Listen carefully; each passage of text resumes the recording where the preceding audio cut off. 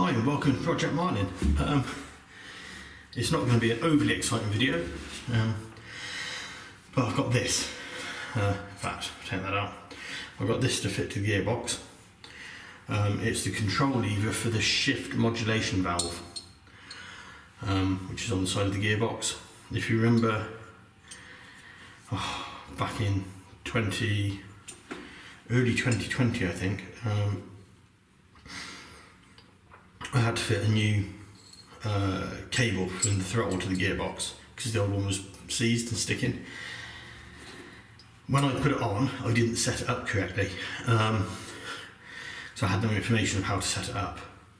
Since then, I've managed to get hold of a manual from the original gearbox manufacturer, Renk, and they were very, very kind to provide that to me. Went down in their archives and found it.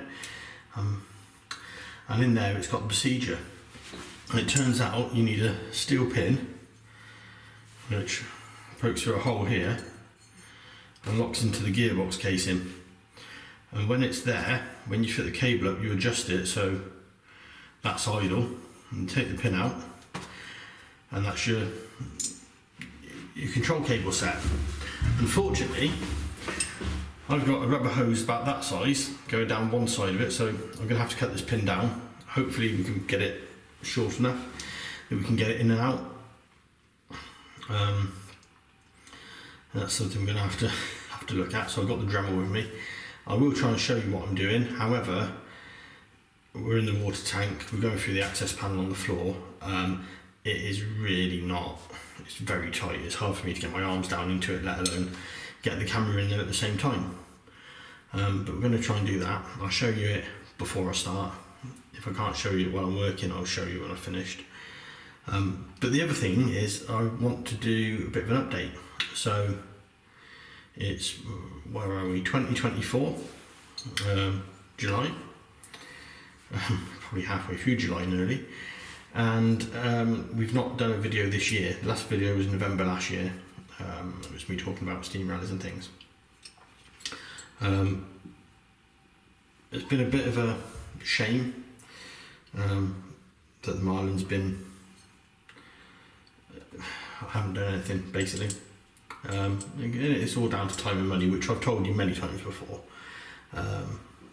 When I bought the Marlin, I didn't expect to have my own business. I had my own business, that's taken up all of my time, and hasn't generated much of an income, or virtually no income.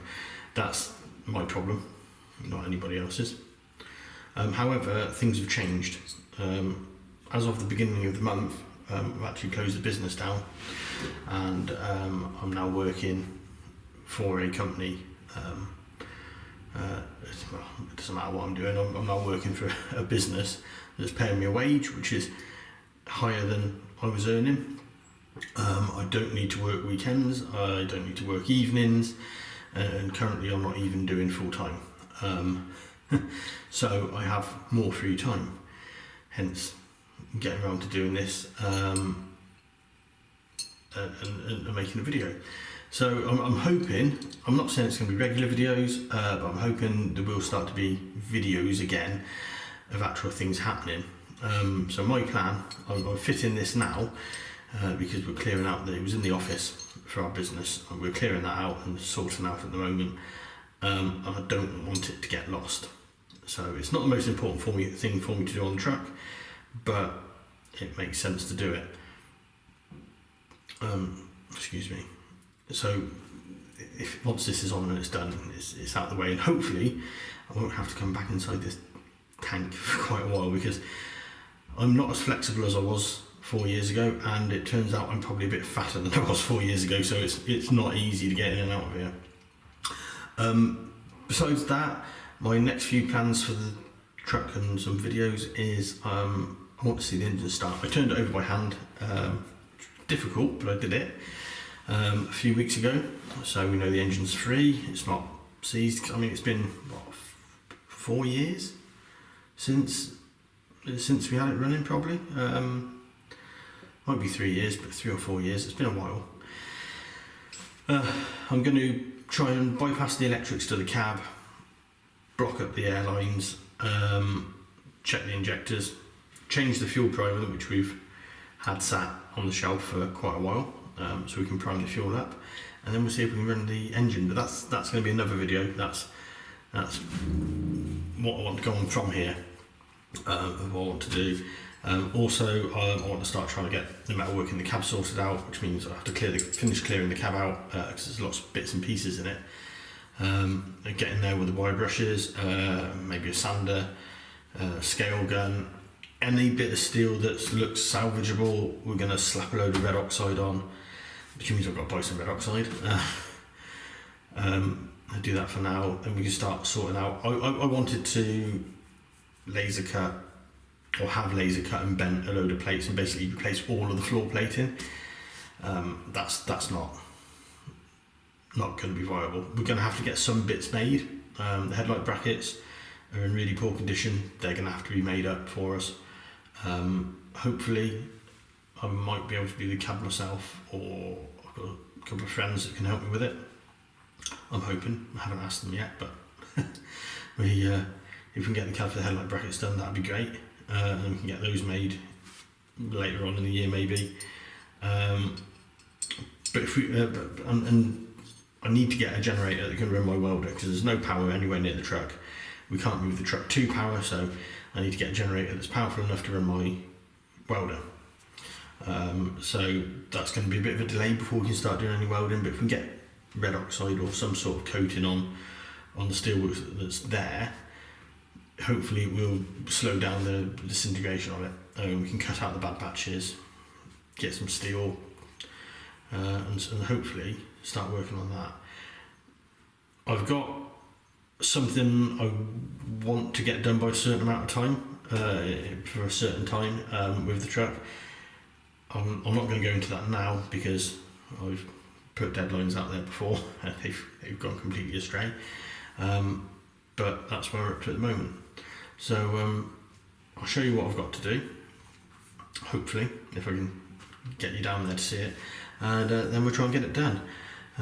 Unfortunately, the tank strangely doesn't appear to be watertight, and there's quite a puddle in here today, so I'm trying to keep my legs out of the wet, which isn't too easy. But right, I'll show you down there, and then we'll get on with the work. It's all a bit dark, but this cable here has to go down through an eyelet there, and that little lever fits on this shaft, and then they've all got to be adjusted up.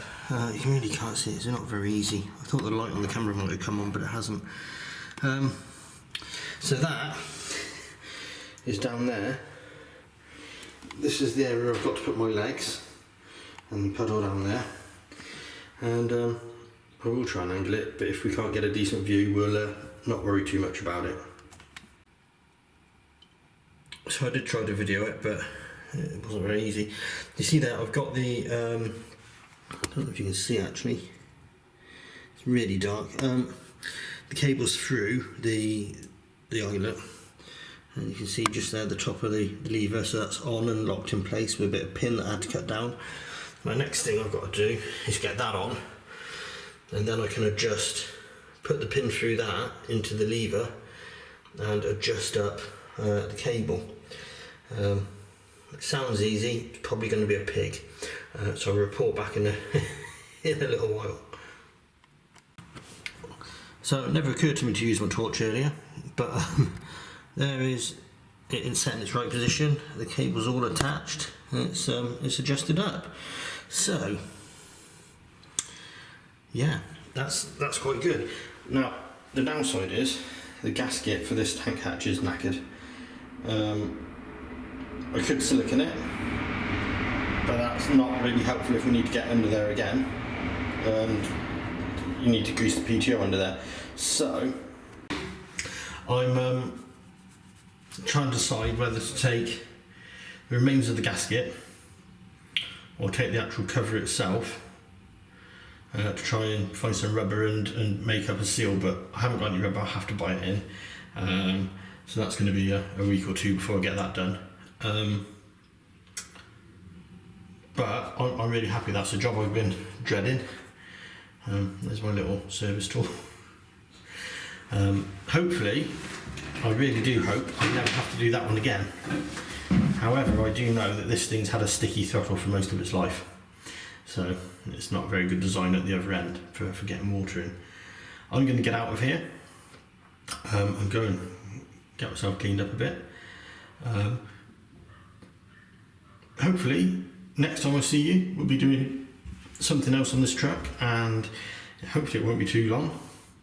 I don't think it'll be next weekend because I'm hoping, is it Welland Steam Alley up near Malvern?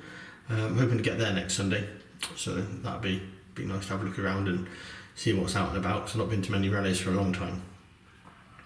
Anyway, thank you very much for watching, and we'll see you next time.